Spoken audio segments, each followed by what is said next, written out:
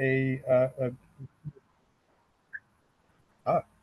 uh, Okay. one version I have, uh, which uses an input transformer, allows you to flip phase arbitrarily. The output characteristic of the waveform stays the same, but the phase of the harmonic gets flipped by virtue of this. And of course, you're flipping the output as well, so you can retain original phase of the signal, but you can make it second or a positive or negative phase.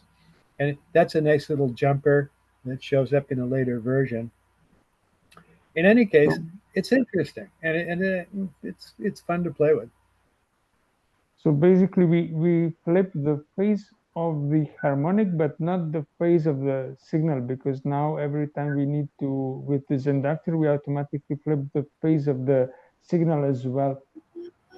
But in this case, as you say, we can flip the phase of the harmonic but not the absolute phase. That's all. Yeah, you have to flip the phase someplace else in order to flip the absolute phase and then get the second harmonic. But you know, there it is. Okay, it's up to taste. Okay, so thanks. I have no other question. I hope that somebody else will join. Maybe there are some other questions. I don't know. We seem to have an audience. Oh, there's Mr. T.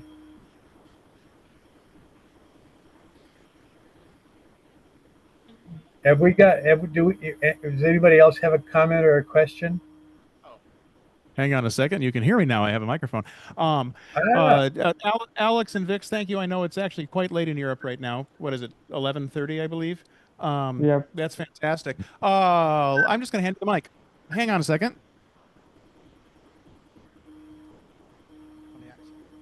So I had a question whether you'd taken the version with 250 JFETs any further. You talked about it last year. yes. I This is a constant project here.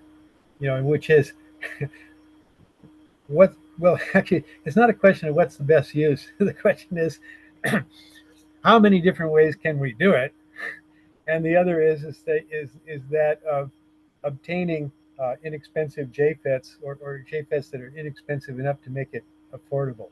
Um, the original, a beast of 1,000 JFETs, would cost you, I don't know, $5,000 to $10,000 a channel, which actually, when you think about it, is not so crazy in high-end audio terms anymore. Uh, but most of the experiments I've been playing with are smaller versions of this, and also uh, using simply cheaper JFETs. And mostly I've settled on at this point uh, J113s and J175s. And if you go looking, you'll probably discover that. Well, let's see. I think I cleaned out the last J175 source. Although, if you go looking, you might find some.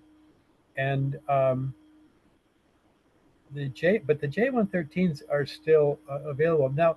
That means that you've got the possibility of, in this case, because all we've experimented with seriously is followers. In other words, it's just a follower output stage, and you use something else to drive it. Uh, which I like because then you can swap out different sources and play with that, independent of the design. But the two versions, well, we've got several versions at this point. I have a Zenductor version of it using just J113 single-ended in arrays. I've got a versions of just J113s operating balanced as followers. And then I also have the originals, which are the uh, 2SK 170, 2SJ 74 Toshibas, operating push pull and balanced. Those are the primary ones.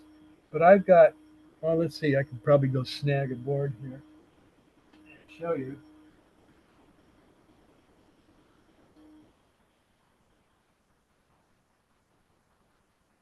Next. Up. I've got my dogs here too. Now, so here's a little board that's just a toy board. Um, it, however, has, as I recall, 128 JFETs on it, and those are all J113s. It's a decent little piece, and I'm thinking in terms of doing Zen ductors with that, which is taking that and loading it with a well, typically the triad inductor that you see in the Zen ductor now. In other words, a version of the Zen ductor, in this case, a follower, but and I have to hook up another one and operate it common source. So this is one of those things that I get to play with when I have the time and nothing pressing. Nelson, 6L6 here, Jim Tiemann. I've got a question considering the Zen ductor. Something you mentioned when we were chatting yesterday is you think that there's a different characteristic specific to Zen ductor when you have your FET set up as a follower versus when it's set up as common source. Can you expand on what you're perceiving the differences are from a subjective point of view? Well, I haven't gotten far enough with the common source version to offer a comment that is probably reliable. At this point, I've got some stuff that works, but I haven't spent any serious time listening to it, or for that matter, farming it out to people whose taste is more refined than mine. I would fully expect, though, that that's a, uh, a viable version. It's just that I haven't nailed its characteristic down such that I would offer it up as a product. Actually, none of the Zen ductors, I mean, none of the beasts have been offered up as products because they've enormous amount of work it takes to stuff them up and solder it. In fact, I just recently installed a air cleaning system here in my shop with some filters that are designed to take that out, and also some major sets of artificial tornado mechanisms that move air through the shop, because I'm quite aware of the fact that if you're soldering 1,000 JFETs on a board and you've got three solder connections per, you can actually get through it pretty quickly if you get your technique down. But keeping the air clean so that you can still be doing this a year later without an oxygen mask is another issue. And so at the moment, I'm actually just arranging for the air filtration in my shop so that I can solder 3,000 connections at a shot without damaging my health. No, don't damage yourself. Health. That's you got to keep that. Let's open up the floor. Anybody have a question for Nelson? Somebody? Come on, think of something. Here, hang on. Bob Cordell. Hey, Nelson. I think last year you were talking about second harmonic distortion and how it sounded as a function of what its phase was. I think it was with respect to the fundamental. And am I correct so far? You're correct. Okay, I was a little confused though after I thought about it when I went home about the exact definition of the good phase relationship that you wanted as opposed to the bad phase relationship you wanted. And I couldn't quite figure that out. But if you're looking at a sinusoid going into the loudspeaker, and you have some second harmonic on it, do you want the incremental gain on that sinusoid to be larger or smaller when the sinusoid goes positive? That would be incrementally lesser, so that if you look at the second harmonic waveform on all peaks, it is going negative in its on its waveform. Now, okay, the second harmonic product goes negative when the fundamental goes positive, or when the fundamental goes or when the fundamental goes negative Goes also. large. Oh, okay, okay. Okay, so that it's a second harmonic. So of course it's gonna have a different response to the positive peak of the original sine wave versus the Right. negative. I call it negative phase just because it describes the fact that the second harmonic waveform is, you know, bouncing down on every peak. Now On every the peak, notion that whether the peak yeah, of the on either fundamental is side of the positive or negative, right? right, but if you look Okay. at the phase of the second harmonic, it's always on the it's always on the minimum bottom of the screen. Now, there's a common perception that that this kind of like gives you a character that opens up the space away from you in some way and adds more space to it. That's totally psychological. Um, and the notion that it does the reverse of putting something slightly more in your face on a positive phase by contrast, it seems to be valid. I haven't had anybody tell me that they've experienced the opposite. Hmm. And so I just regard it as an artifact of our hearing mechanism and its interpretation psychoacoustically. But there it is. I happen to like that slightly more spacious, distant, not distant character. The other thing that seems to come with that also is a perception of well, there's a slightly different dynamic to both of these, where the positive phase seems to have a slightly greater dynamic quality. That's one of the reasons I Hmm. kind of think of it as coming closer to you as opposed to moving out. These are all just poor ways of trying to describe that. You go, oh, this sounds different. This one opens up, and this one hands me more detail. I don't know, but I haven't had anybody argue a different case so far, and I know that quite a few people have played with this because it's an interesting thing. Uh, as the only the only the only evolutionary excuse that I could ever come up with why we might perceive something like that is that the our ancestors, when something was coming at them, the compression versus rarefaction of any noises that they might be making might get interpreted as them being approaching you or going away from you, and maybe that was Yeah. an evolutionary quality that was worth something. That, of Hmm. course, is strictly speculation, not backed up by any kind of data, other than trying to imagine what might be going on with that. But I've had Thank you for that answer. tremendous luck with people listening to second harmonic going, I really love this. This is wonderful. And nobody's actually complained yet. So I'm kind of sticking with it. Okay, and that could achieving that could influence how you design, for example, your vacuum tube amplifier Yes. and how you stage it. It influences how I design stuff. I like second harmonic as a characteristic, and I like to have declining amplitudes at higher harmonics. I'd like them to go away. Um, there's the, and it's not like this is all night and day either. It's reasonably subtle. If you're really familiar with your system, and you've been that way for a while, you're used to it, and you perform that a flip that creates that. I find that you can hear that.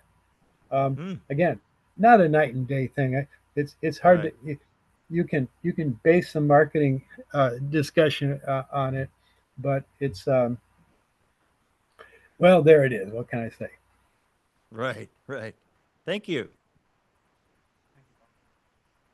Good to see All you, right. Does Bob. I anybody? didn't recognize you Yeah. there. Right. You can see him tomorrow when you show up. Does anybody else have a question for Nelson at the moment? Somebody's got to have something. Come on. Anyone? What? Well, I know you can ask another one. Hey, Alex, do you have a question for Nelson that would be a good point of discussion? You don't? Okay, well, think of something for later. I know it's late there. Yeah, Um, we've got 10 minutes before we even start. Yeah, right. This is the super preview show. Yeah. Hang on a second. You mentioned, Nelson, earlier that you had a board that had like 3,000 solder connections on it, and that would create a Yes, lot of smoke in your workshop. Wouldn't yes. a better way than sitting there with an iron for hours be to just use a wave soldering technique to solder something like that up? Well, I don't have a wave solder machine here. No, me neither. And I don't actually manufacture here. I just build one-offs for the most part. Um, the other thing you have to actually, I've talked to people who are going, well, I'm just going to do this with surface mount, which is a perfectly legitimate way of approaching that. The problem only being that the surface mount parts uh, don't cool as well as the TO92s, and the dissipation numbers that you can get with them, just having them raw, unless you do something special, um, aren't as high. So you're going to end up having to use even more of them. And but my understanding is you can buy. Well, you should be able to buy from um, Toshiba the J74s, the 2SJ74s, and the 2SK170s in surface mount. It's a different part number, and I forgot what it is. And of course, you can get PCBWay to mount them for you as well, if you want to go in that direction. I happen to like the TM92s because it looks like a nice little army of soldiers marching, and to me it's just interesting to look at, and it's cute. Um, and since I don't manufacture these in any kind of volume whatsoever, I don't have to solve that problem particularly. I find soldering up 1,000 parts to be a kind of a meditation, even therapeutic, in contrast to the rest of my life. Nelson, you mentioned the heat dissipation of the TO92s and came up in the room here. Is how much current are you dissipating through an individual transistor times, what do you have, Well, on these 1096 on guys, that they're, board they're or something? usually running around 10 mils or so, and it depends on the circuit. The most dissipation that I have been running is on the original uh, Beast of 1,000 JFETs. And let's see, that's in that case, each part is idling at 12 volts across the part and at about 10 mils, so it's 120 milliwatts, which is well within the ratings of the transistors. But the amplifier runs pretty toasty. You put your hand on, it, you go, oh, that's warm. Yes, um, and that's true of all of them. I mean, you can run them up higher than that, but when you have that many, you might lose a couple just from the variations in parts. Uh, that's the other thing too. Is you, if you want to do this properly, you measure the either the V sub P or the IDSS of all the parts, and you match them, and then you set the resistance values on their sources against those numbers so that you can home in on a particular dissipation figure. Otherwise, you run the risk of having a few hot spots, which would influence the reliability. I also, though, have a nice infrared visual, uh, uh, you know, uh, photo, not a photograph, but a video camera that's designed so that you can look at something and see where the hot spots are. You can read the temperatures off of the video screen. So I can simply play that over there and go, oh, there's one that's shining a higher color, and you might want to take that one out. Uh, so, well, uh, to my own mind, the the beasts are just a terrific novelty. Um, but then, most of the high end equipment that we're dealing with is, shall we say, novel in some way. It's not necessarily looking to achieve the utmost in specs or anything else. It's there to entertain us either by uh, its very appearance and how it's structured, or uh, by you know delivering a particular sound that we happen to like. And if you don't subscribe to that, then I think you're probably just as well off, getting a nice Class D amplifier for cheap.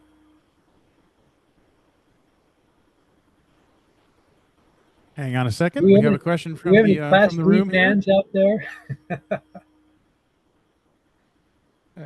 Assuming that it's true that we're more tolerant of higher distortion numbers in loudspeakers than we are in electronics, you can agree or disagree with that. But if that's true for you, do you have any wisdom or ideas about why that's the case? Well, it seems to me that one of the things that really works for people who are being subjective about this is uh, simple Class A circuits seem to have a real advantage in regards to the having they're not particularly low distortion. It's not that they couldn't be made to. It's just that they typically don't. That whoever is making them or designing them isn't worried about that aspect of it all that much, but rather very simple characteristics, minimum components in series, um, you minimal feedback, if any. Lots of times it's the no feedback stuff that gets the subjective prize. And I think that when they're a lot simpler, well, they just they they measure not as well, but the complexity of what's going on is higher. That's perhaps detectable by a discerning ear, or maybe it's just simply that people like a little bit of distortion, just like they like a little bit of vinegar in their water or anything else. It adds character to it. Um, I'm not here to tell anybody what they like or not like, but I do spend time trying to observe what they like, and I find that it's often easy to cater to it.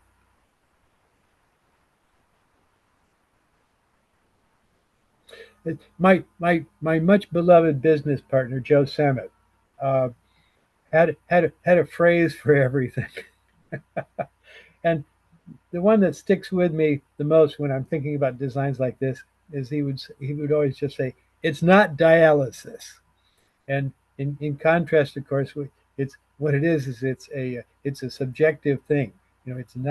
Um, it's not necessarily subject to objective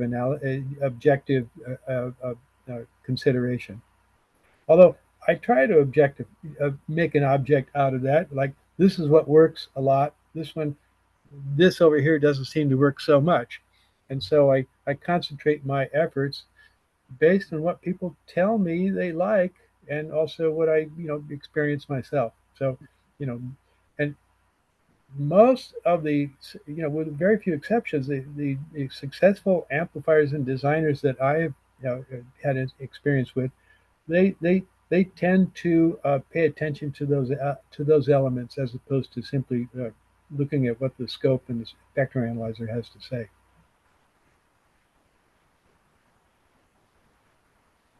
Hang on. Here's another one from the room. Barry? Hi, this is my first exposure to the DIY audio and amp camp. And I've just built a Zenductor 3 today. I just want to say thank you to a man named Floyd from Port Townsend, Washington. My father-in-law was at a boat show up there and ran into a guy with one of these T-shirts on, and then that was just like 3 weeks ago, and just walked right into coming here. I was wondering if you might explain a little about on the Zenductor 3 the bias and setting of that voltage. It gave it to us on the schematic, and I was just wondering if you could describe like how and why you chose that number, and then what that effect that has if we want to. It's got a potentiometer to move around. Well, actually, that's an easy question. The Zenductor has, first off, it's got a 12-volt supply, so we're kind of locked in there. And one of the reasons that it isn't higher is that the single transistor, which is well, let's see, in this case the IRFP 048, and that little heatsink gonna run hot as a consequence of whatever you set this at. So the more voltage, the more hot, the more current, the more hot. So you've got that. But meanwhile, when you back off on the voltage and the current, the distortion keeps getting higher and higher. And not only that, but its character becomes less desirable when you don't throw enough current and voltage across the part. So it operates in this in between zone, and the zone on the top end is limited by two things. One is the amount of heat that you can get away with on that little heat sink without burning somebody badly. It, in point of fact, in the documentation, there's a specific warning here, which is this thing runs hot. Keep it away from pets and children, because if you go and grasp that heat sink after it's been on for a half hour, you'll get a burn on your hand. It typically is sitting in the high 70s centigrade, which is hot. Um, I think there's actually a legal limit here of what you can do with something like this, which is 80 degrees. I could be wrong about that number. But the point is, it runs hot. Now, the semi itself is okay on that with that situation. It's people that you have to worry about. The temperature that's allowed on the junction of that transistor is 175 degrees centigrade, which is very, very, very. I think that's glowing temperature, and so it's not that you're going to break the semiconductor at those temperatures, because if it's running at 70 degrees, say, or 80 degrees on the sink, it's only a few degrees higher than that on the junction. So there you are. You're safe. However, you do have that safety aspect. Then but also on top of that is, as you increase the current through that particular inductor, you run into its distortion limitations. The triad, which is a great bargain in parts for $14, because I've looked at the alternatives, of which there are very few that hit that category, and they're expensive. Um, this does a pretty good job, and everybody so far has been really happy with it. It's rated at 2 amps. Now, and you can run it at 2 amps, but you start saturating when that 2 amps means plus or minus at least an amp on top. So it's peaking out at 3 amps, and the other direction it is going down, because it's a single-ended Class A bias, right? So it's sitting at 2 amps, and it either goes up to 3 or so, or down to 1 or so.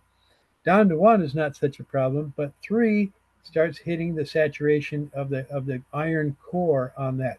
So now on the other hand, you've got this kind of a limitation of what you can do in terms of cranking it up. Because as you crank, if you didn't have that saturation and you were just dealing with the single transistor and maybe an even better heatsink, you could crank it up and you would get more power and it would still work well. In fact, at any given power, as you crank up the bias, it gets better until suddenly it doesn't anymore. And the number where it's really not doing it anymore is about 1.5 amps.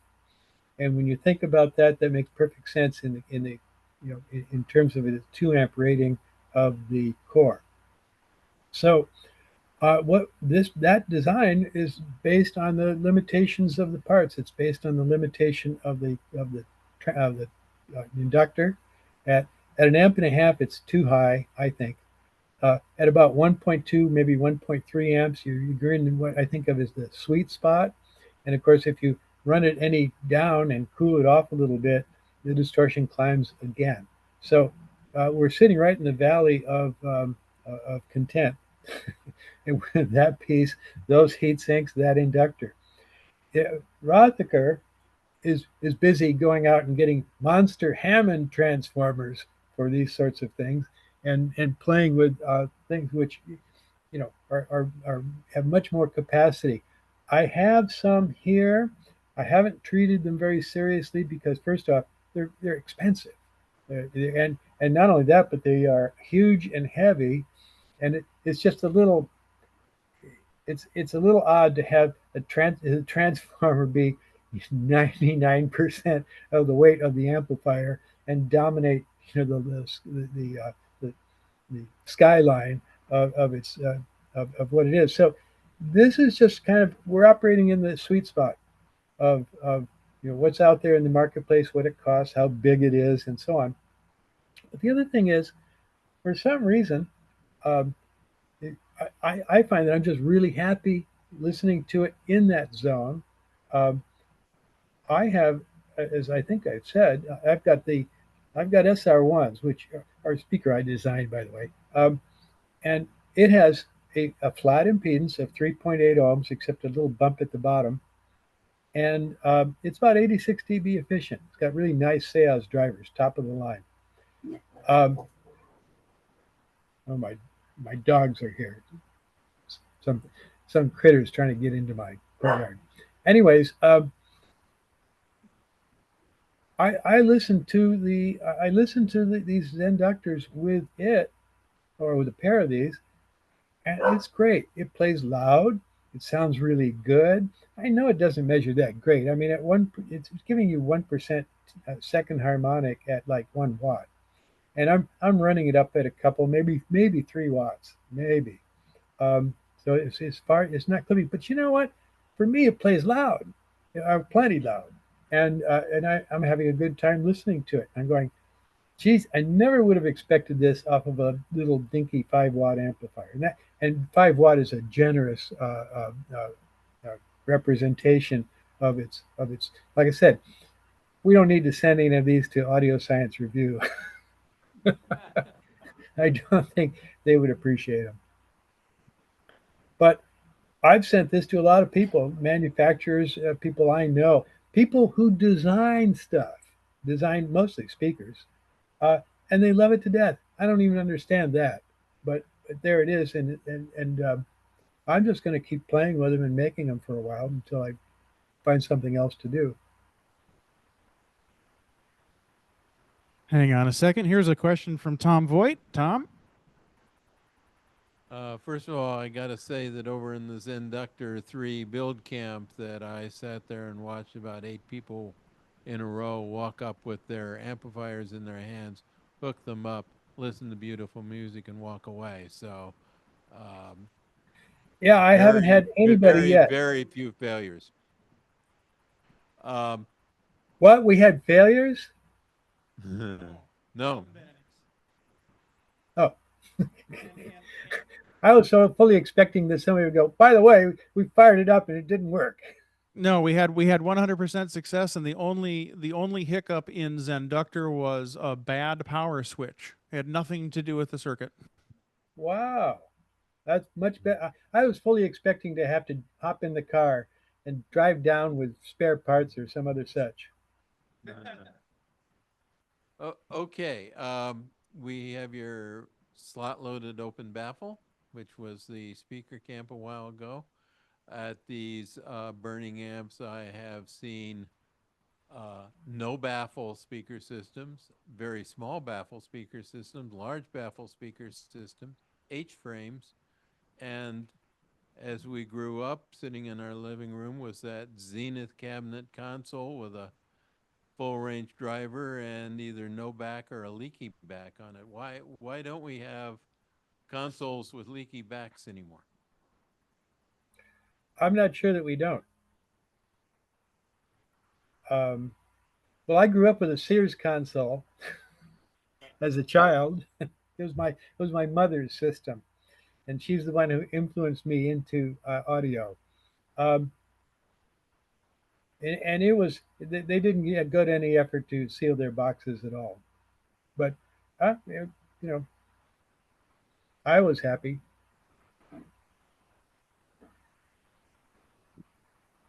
Do you have a certain preference on design of why take an H-frame over just a straight open baffle, or is it just convenience? No, I don't. I mean, to me, the whole exercise is a little bit like tasting wines. You don't want to find the perfect wine and just drink that thereafter. You want to have the fun of listening to something, discerning the differences, screwing around with it. I mean, this is why people do DIY. It's not actually to save money. it's Not one bit. Here, Bob Cordell's got another question for you. Yes. touching on speakers again, have you given any thought to active bass traps? Yeah, well, not since I did the Phantom Acoustics. You are I don't. familiar with that? No. Ah, well, oh, in my talk tomorrow, I actually included the Phantom Acoustics product. Well, it was a brochure piece. And I did get a patent on it also. So if you look up under patents that under gotten my name, the active bass trap is it's a remarkable piece. The way it works is that, well, first off, I bought concrete construction tubes. The cardboard ones that you pour concrete in. Okay, and that became that's the box, and it was it's about 6 feet high or so. Standing vertically. I mounted a woofer in the What bottom, happened to the small woofer audio? in the bottom. Yes, Audio? audio. I you do not hear me? I don't know. My Yeah. micro. Oh, Turn it down. Turn it up. Well, just a moment. You were I just can talking hear about you. Can you hear me? We can hear I you can hear also. you. Yes. you were just talking about it being 6 feet high when the audio went. oh, typo. Oh, well, my microphone shows that it's bouncing along when I talk. It's about the best I can come up with here. Um, Anyways, if you can still hear me, uh, so I mounted a speaker in the bottom, a driver that was approximately the diameter of the tube, and a microphone directly in front of the speaker, and actually below the driver, and put it on a feedback loop that simply made the driver operate out of phase with whatever incoming signal acoustics.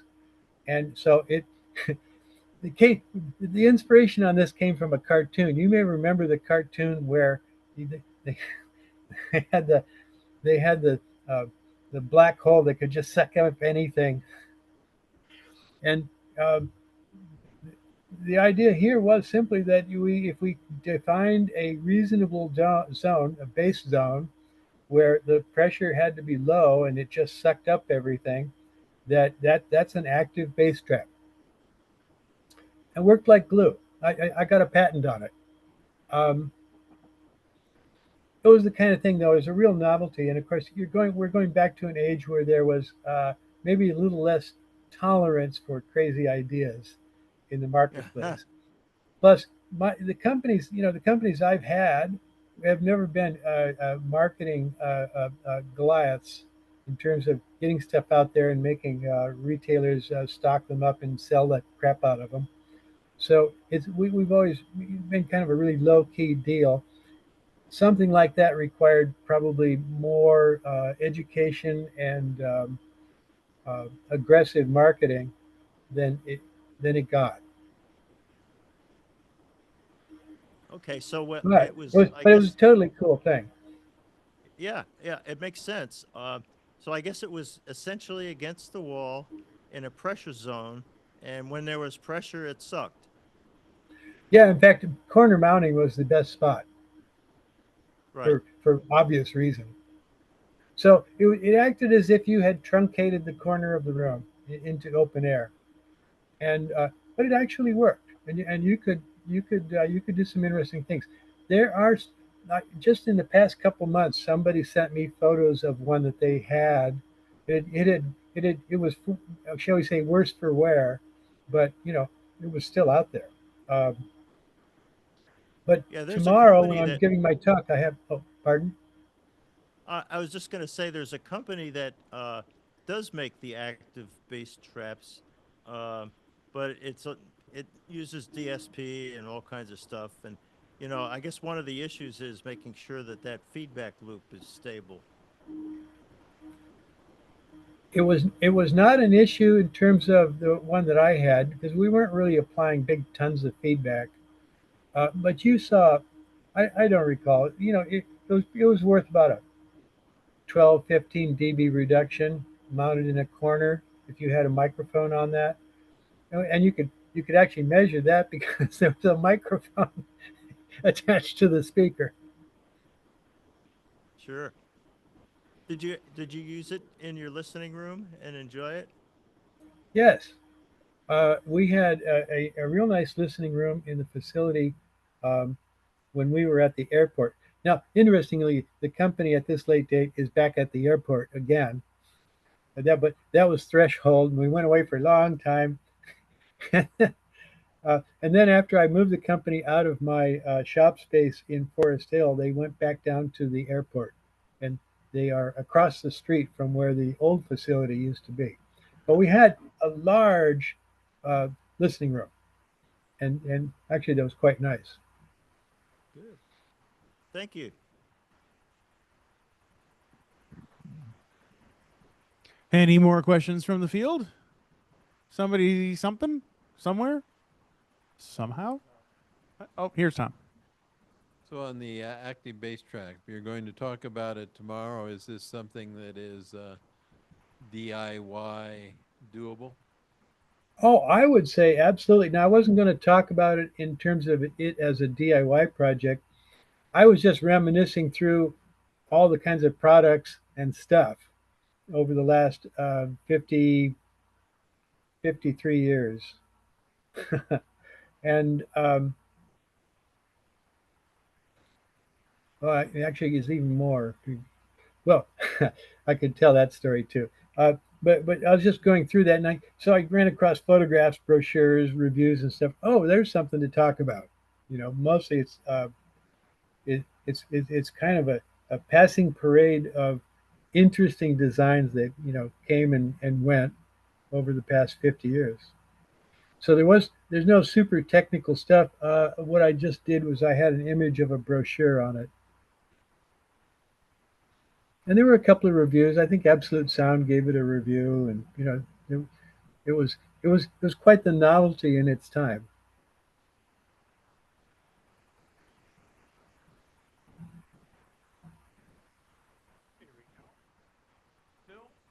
I haven't built any of the Zenductor versions or anything, but I was curious how much effect the values of the inductor make on bandwidth and stuff like that.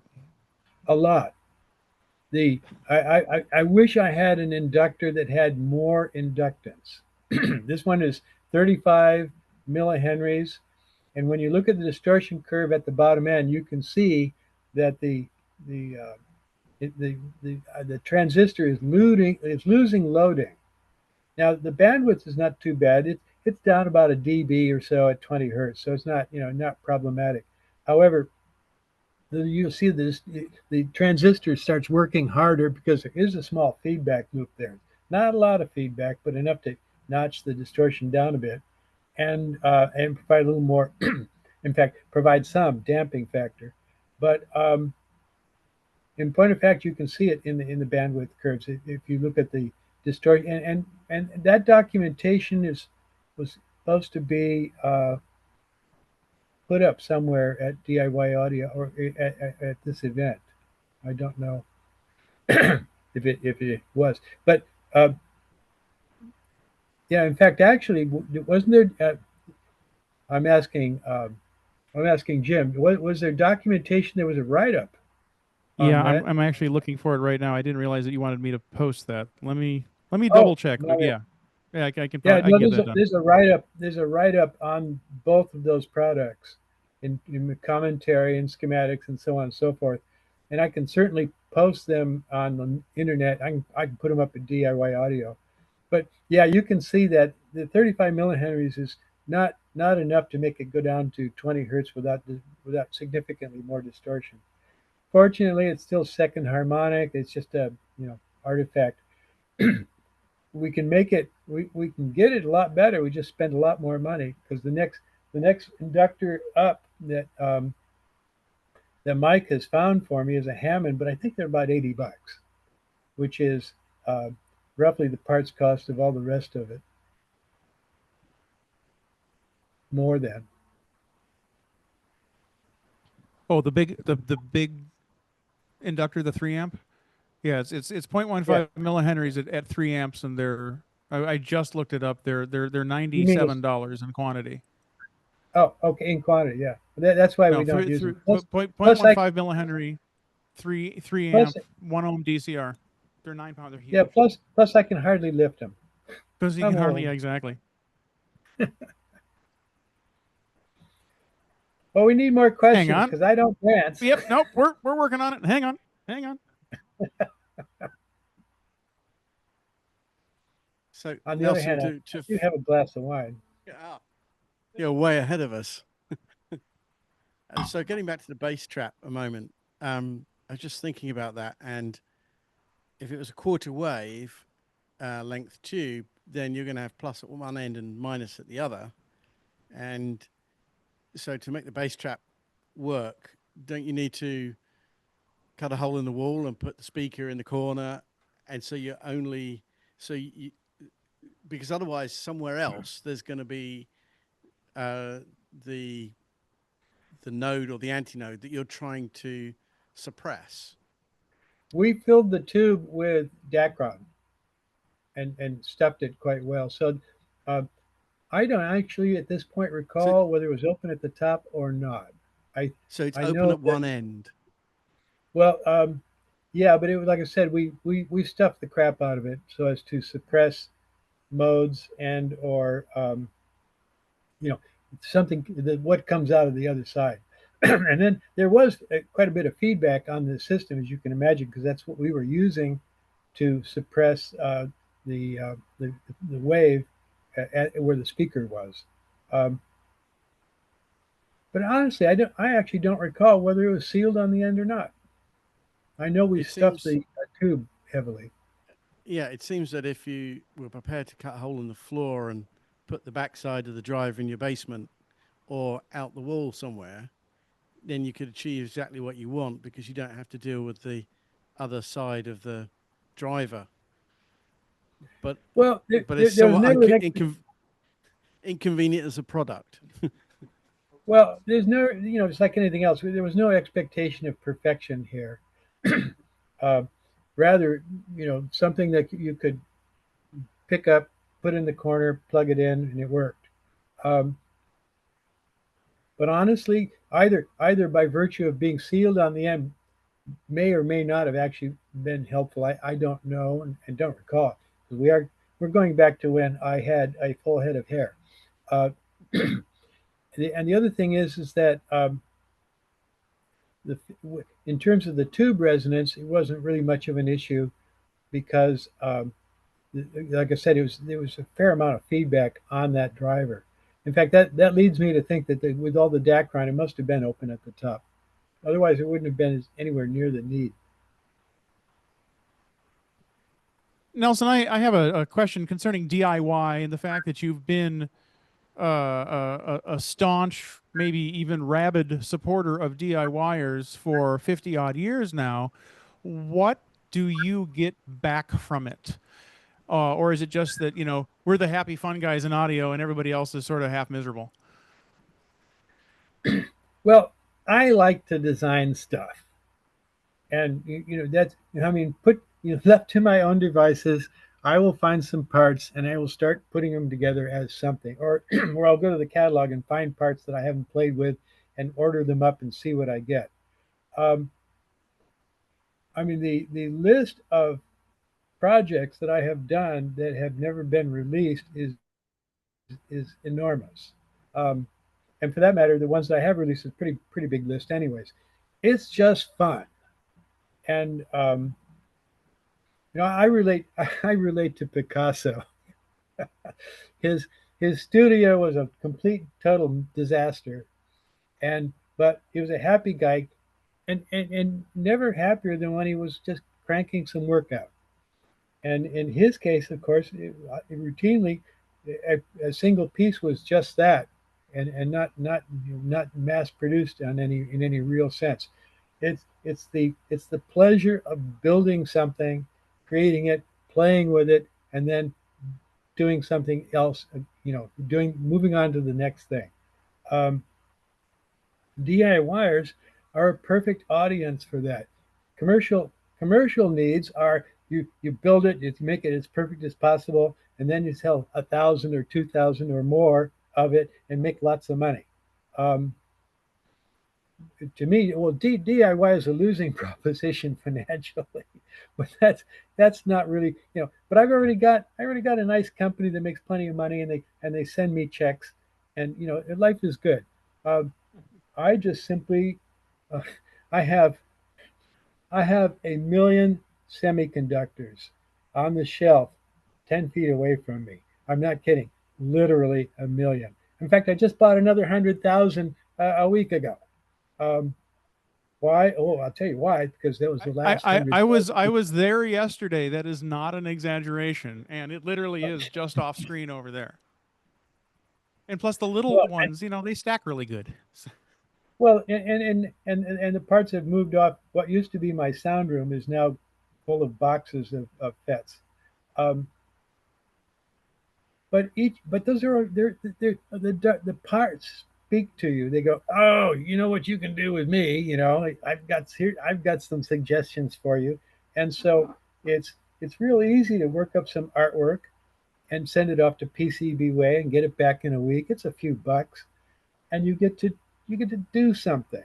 Um, and you're allowed to do the stupidest things that you might want to do. How simple can you make this amplifier? Well, the Zenductor kind of starts answering that question.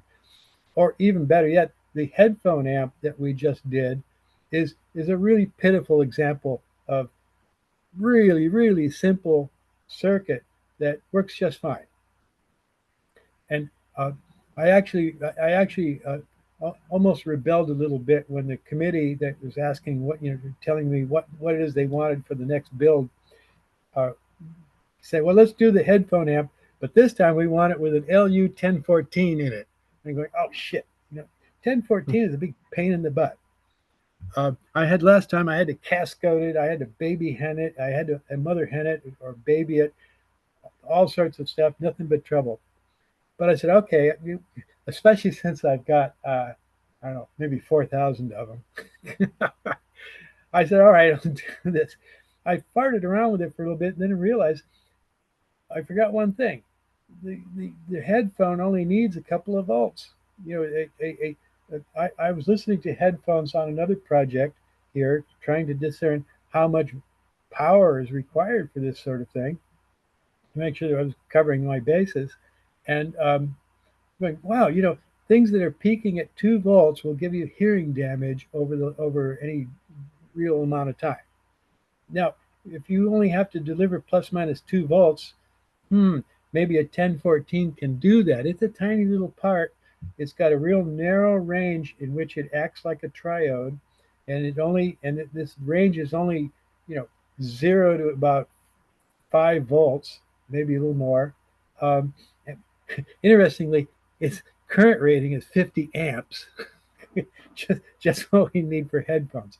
But if you run it down at this low voltage range, it acts like a triode.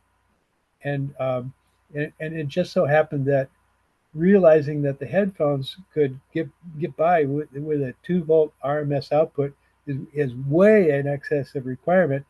I realized that actually it was a workable deal. So I popped a 1014 onto a heatsink, gave it a power supply, and started feeding it signals and playing around.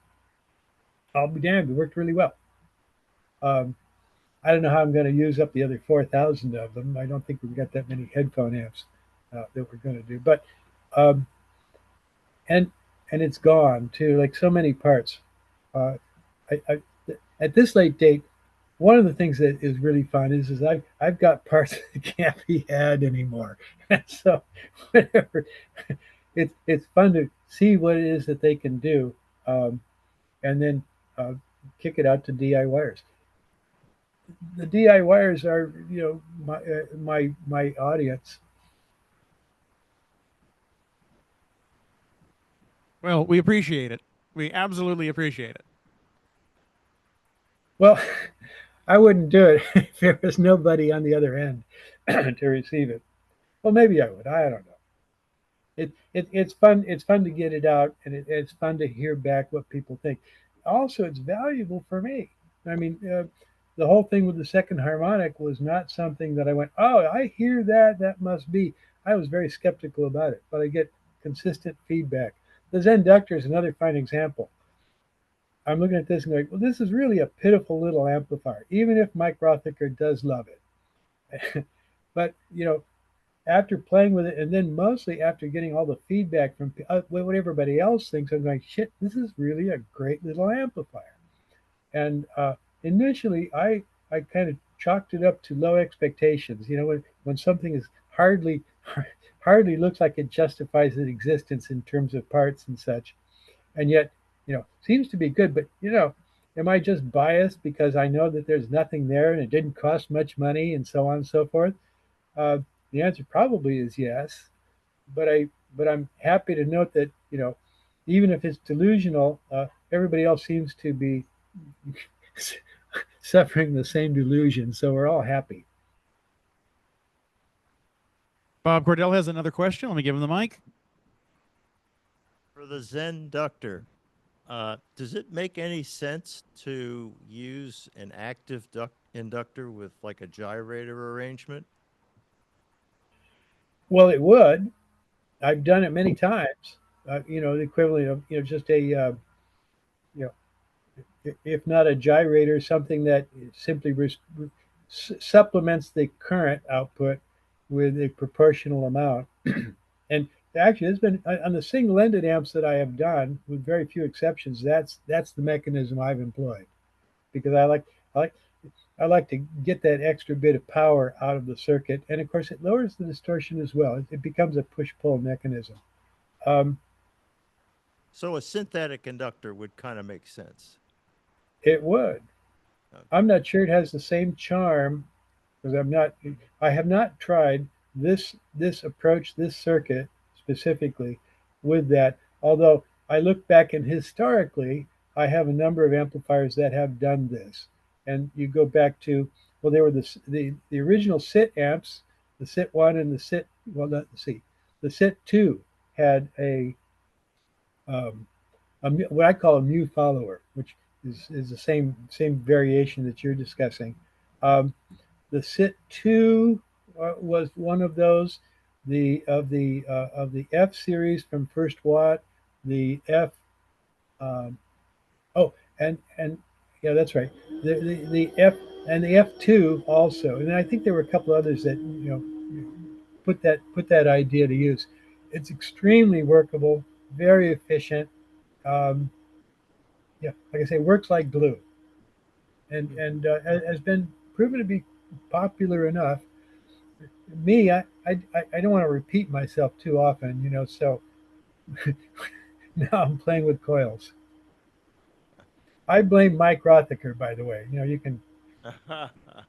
can tell him that, and he sends me amplifiers with inductors in them. I've got all sorts of stuff that he's very generous with the work. Thanks, Nelson. Well, we've been about an hour, even though we started early. We said we're going to start at 3, but at some point we're gonna get Nelson to have either more gray hair or less hair. So we don't want to do that to him, and he'll be here tomorrow as well. So before we go, does anybody have any questions, or shall we say adieu? Vix, Zen, do you have anything you want to ask Nelson? No, Alex Maybe doesn't. not. Just an observation. I noticed that I like the sound of the source follower than a drain follower. I mean, a source loaded than a drain loaded compared to that would mean that I prefer the sound of the Zen amplifier to the follower. Why? I don't know.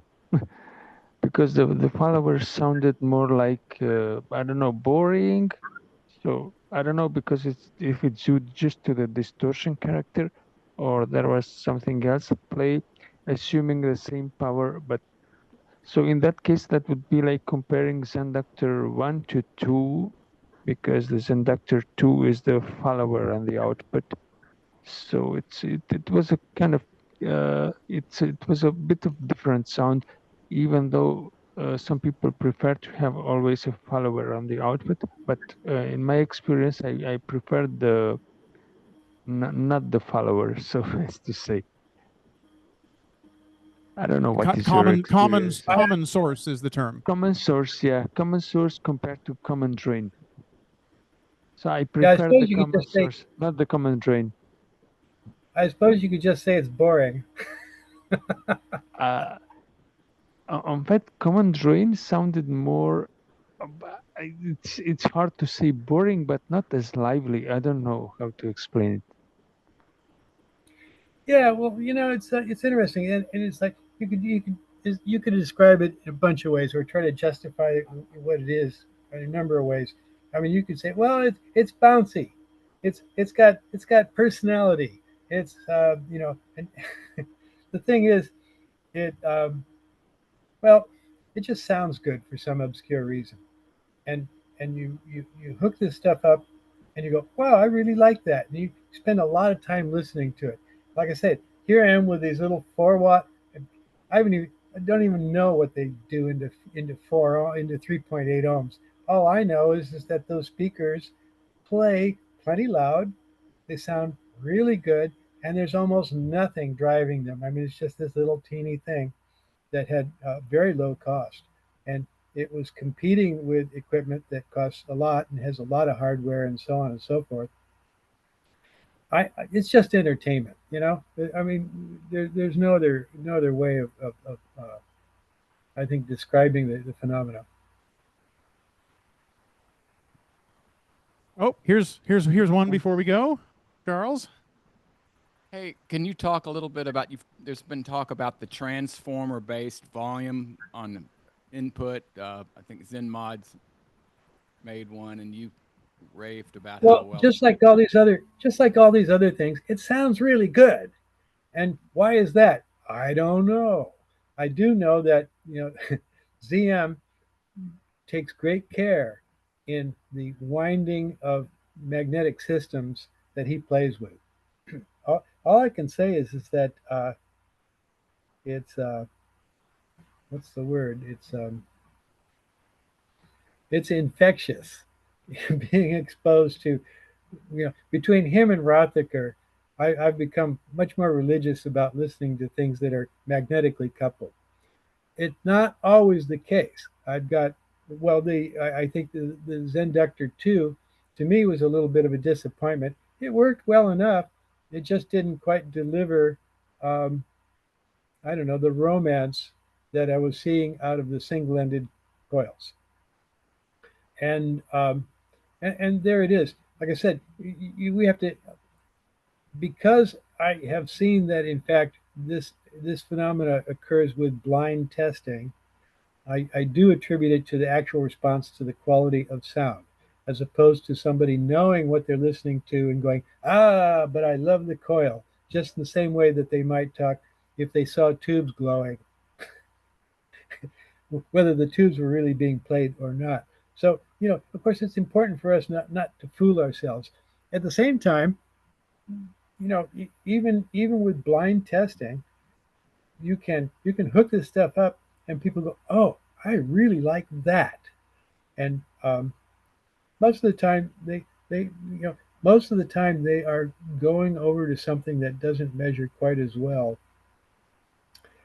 And like I say, most of the time, and for all I know, it's the pure novelty of it. It's clearly a psychological phenomena as opposed to, shall we say, reality. But it's our psychological phenomenon, and we enjoy it. For all of you who are joining, exactly. For all of you who are joining us here at Burning Amp 2025, and you online, thank you so much, Nelson. Thank you for joining us, and it's been a pleasure. We'll see you tomorrow. Thank you so much. See you tomorrow. Yeah, I'll brush my teeth and everything. All right, take care, guys. It's one of our cool new mics. Nice.